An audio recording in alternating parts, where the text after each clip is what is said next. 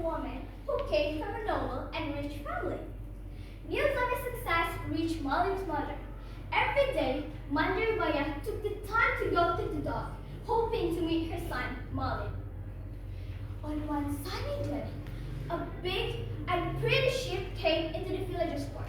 The villagers thought it was a prince or sultan ship. Mother was so happy and went to the port to see the ship.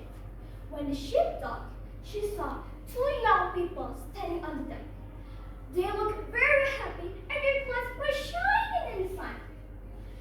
Mother was so happy and went to the port to see the ship.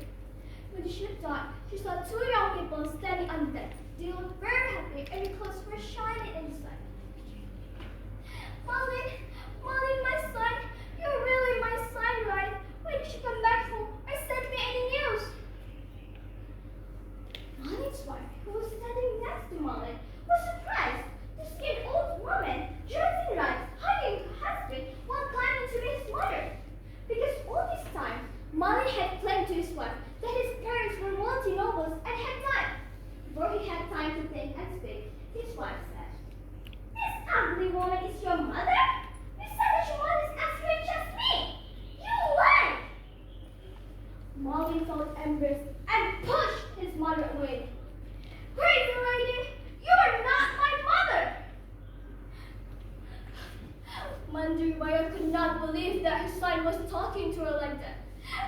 "Malin, why are you talking to me like this? Malin, I am your mother!" But Malin did not listen to her. He was ashamed of his own mother in front of his wife. He kicked her and said, "Crazy lady, my mother is not like you, poor and dirty." Mandir Baya felt very sad and hurt. She could not believe that her beloved son could treat her like that. She looked up to the sky and prayed, "Dear God, if Malin is not my son, I forgive him for what he did. But if he is my son, Malin kundang, I curse him into a stone." The weather was nice and sunny. But suddenly, it got very dark and it started to rain very hard. A big storm came and it hit Malin's ship. There was a lot of thunder and lightning, and the ship was destroyed.